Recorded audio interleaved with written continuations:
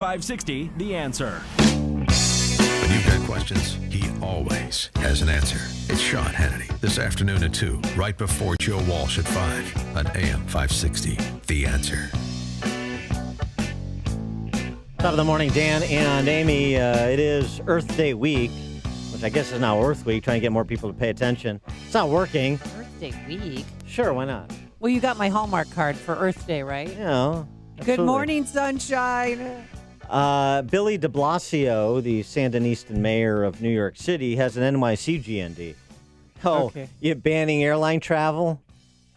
Deindustrializing America? Big whoop, AOC. Oh, she got big-footed by Bill de Blasio? I'll see you're returning America to pre-industrial revolution, and I'll raise you taking down all New York City skyscrapers. How about that? What?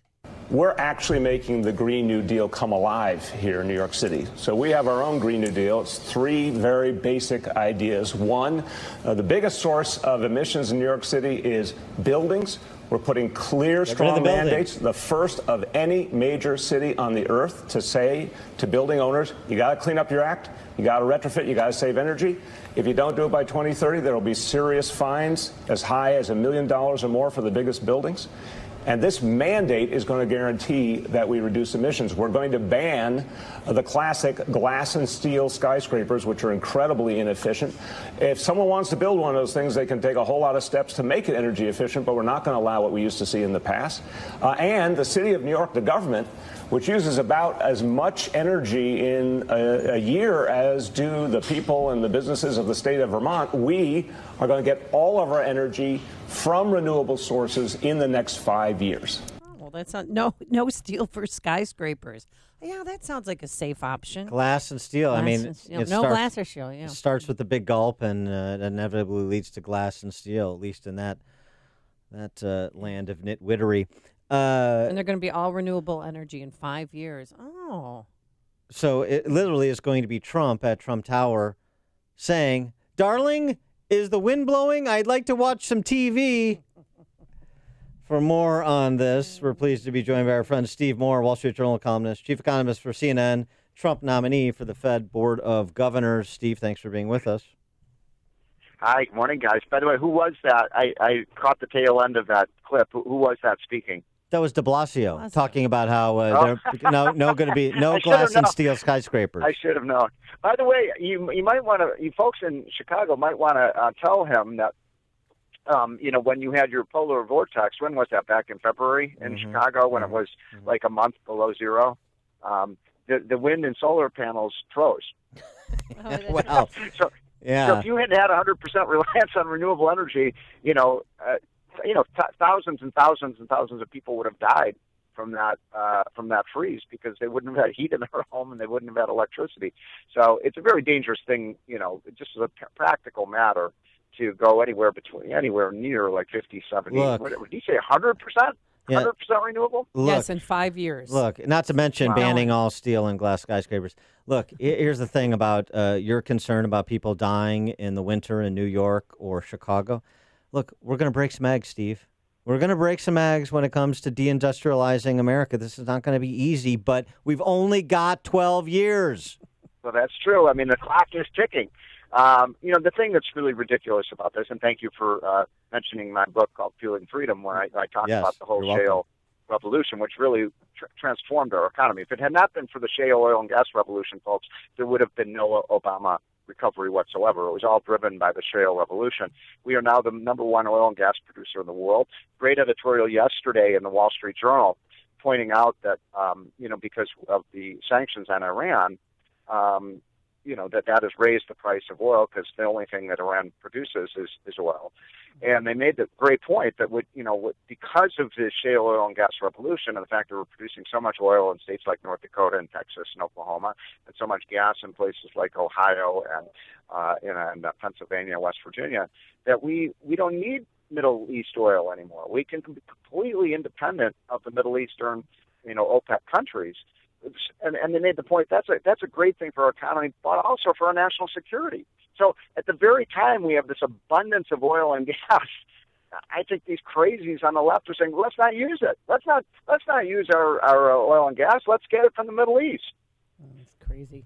Yesterday was a banner day. I mean, stocks would continue to rally from their December lows. And Yeah, baby. I know. So what did you do to celebrate? The Trumponomics just keeps rolling on, Amy. I told you this was going to happen. I mean, it's an interesting story on the economy because remember back in late last year and early this year, the economy seemed to be faltering. I was getting a little bit nervous. And by the way, I was the one. I want to, if I may, on the Dan and Amy show, pat myself on the back for a minute. I was the one when the Fed raised its interest rates in December. You remember that was about a week before Christmas. The stock market crashed. Yes. Well, Jerome Powell was speaking. The Dow fell 700 points and fell by 2,500 points in a week. And I was the one who said this is one of the stupidest acts the Fed has ever, done. And a week after Christmas, they put their tail between their legs, admitted they were wrong and that I was right. And ever since then, the Fed kind of retracted its decision to raise rates in December, the economy's been on a nice tear. And my feeling right now is the economy's back in a big way. I mean, I think we're actually headed right back to 3% growth. We've got full employment. My favorite number, guys, 7.1 million. You know what that is? The number of unfilled jobs. 7.1 million is the number of surplus jobs we have in this country today. That is 7.1 million unfilled jobs. That's more jobs than the entire population of the state of Indiana. Now, according to the latest Bureau of Labor Statistics unemployment report, there's 6 million unemployed people. So I'm not that good at math, but I think I can figure this out. That means that if we put every single one of the Americans looking for a job, all 6 million of them in a job, we'd still have 1 million jobs left over. That's how strong this economy is today. Well, all of that patting yourself on the back is going to make for a lonely lunchroom when you get confirmed to be a member of the Fed Board of Governors. But on that topic, how are you liking the public proctological exam you're undergoing? Oh my gosh! I never thought that this was going to happen. I mean, who pays attention? I asked a reporter the other day who's covered the Fed for 30 years, have you ever seen anything like this? And he said, never, ever, anything like this. I mean, this is the Kavanaugh treatment. They're trying to take me down. They're literally interviewing people that I knew in high school. Any of you, my friends in New Trier, are listening to this, you may be getting a call from the New York Times or the Washington Post. I mean, it's really the most amazing thing. And I got to say, I did go to a Catholic school, Amy, but I'm no altar boy, Right. No, I'm no altar boy.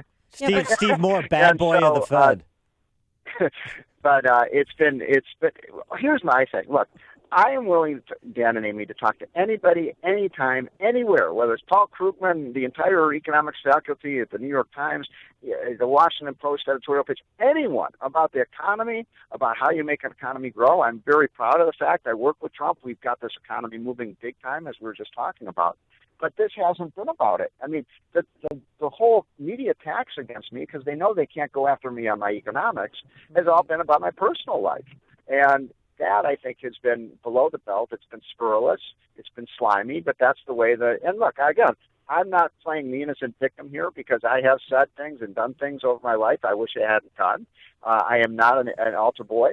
But this idea that, it's all character assassination, they don't want to talk about the economy. They don't want to talk about my ideas, and it's frustrating. And I don't know what else to say. I will say this. I was in Chicago last week, guys, for a Freedom Works event with activists, and everyone, there must have been 250 people there. We were in Wheaton. And I got to tell you, every single person came up to me and said, I listen to Dan and Amy every morning, and I love your segment every Wednesday. So you guys, I had no idea you guys were so famous. They better in Wheaton. That's my hometown. Otherwise, the heads are going to roll.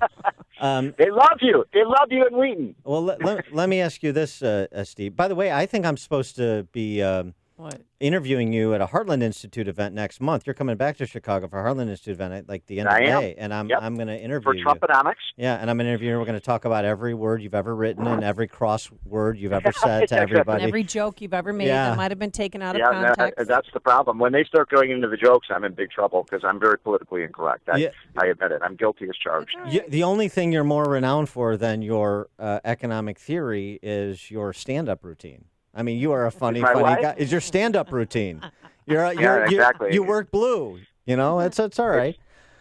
But let me ask you. It's going to be. It's going to be, because they're going to start. They're going to start looking at literally. I mean, I was on CNN a couple of weeks ago, and they had pulled this tape from something I had said like literally 25 or 30 years ago, and my hair was black back then. I have gray hair now. That's how old that tape was. It was some kind of old YouTube video that they dug up, and it is like a what did you call it? Proctological exam. Yeah. Well, it is. It's more like getting the way I describe it is like getting a colonoscopy every day. Yeah, so you sent the word out to your friends at Nutrier from 40 years ago, but should we be worried about any Republican senators? They ended Herman Cain's prospects of being confirmed, Republican senators who openly said they would not support him. Are any Republican senators wavering on you as far as you know? Well, let me say something about it, because I think it's an important point. And my view is, look, this is a Federal Reserve Board position. It's important, but it's not. I mean, it's not like I'm going to be the chairman, although I think that's what terrifies the leftist idea. At some point, Trump would want to make me the chairman. But look, I don't want to make this a hard vote for senators who are up for re-election. I mean, my goodness. I mean, you've got people like, Susan Collins and Arthur McSally in Arizona who are up for re-election. Not Mitt Romney. Critical. The point is, if it's about the economy and about my economic ideas, I don't think there's any doubt that I would be confirmed with every Republican and hopefully some Democrats. But again, it's a question of, well, he doesn't like women, he doesn't like this group, he doesn't like that group, he said this 30 years ago. And, if it becomes a really tough vote for these Republicans where they can't, they would put their seat in jeopardy. No, I don't want to do that. I would not subject those senators to that. And so we'll see how this goes forward, but I'm not dropping out. I'll tell you that. I mean, the White House has been very supportive. Good. And, anytime that when we come to, when is that, by the way, that I'm coming there? Is it May? May 23rd or so. Yeah, you better make sure it's on your check your schedule. Yeah, for goodness sake. So, But let's talk about the economy, okay? Let's talk about Trumponomics. Let's not talk about whether I pulled that girl's ponytail in the 7th grade, which I did do. But Amy, I was just trying to get her attention. That's all I was trying to do. No, sure. I know. With youthful indiscretions. He's all hopped up on testosterone. But your guy Herman Cain. I mean, I know they're trying to relitigate his past behavior, which I don't care about that. I don't want to hear about it. It's over. What was your reaction when you heard he took himself out of the running? I love Herman Cain. I mean, I've been such a huge fan of his. I helped him on the 999. Remember 999? 999. And the double-breasted suits, which you should wear in his honor to your confirmation hearing. Wait, wear a double-breasted suit in honor of Herman Cain to your confirmation hearing. And maybe a cowboy hat. Well, I love Herman, and I was very sorry to see him, withdraw. But, he made the point he might be more effective on the outside than in the halls of the Federal Reserve. And but I respect the guy. I think he's an amazing American. And I was sorry to see him have to withdraw because he would have been a great asset for the country. All right, one more economics question, since that's your forte. Tariffs. Where are we with a China trade deal? Gosh, it's been a while since there's been a lot of news on that. I mean, it's proceeding. I think I'm going to put the odds at 70% that Trump gets a trade deal with China. I think he's doing the right thing. He's taking a very hardline position with the Chinese, which is increasingly necessary. I mean, every other day you open up the newspaper and you see more signs of, the Chinese and the Beijing government being involved in cyber terrorism against the United States and hacking into our computer systems and stealing our technologies. So Trump has got to get a win here, and I'm going to predict to you that he will get a win. But it's taking a while because you can't trust the Chinese. They don't. The Chinese government says one thing one day, they do something entirely different the next, and that's been frustrating. But it will get done before the election. He is Steve Moore, Wall Street Journal columnist, chief economist for CNN, future member of the Fed Board of Governors. Steve, thanks as always for joining us. We'll see you next month and, next week on this show. And he joined us on our turnkey.pro answer line. Connect with Dan and Amy using the AM 560 mobile app. Download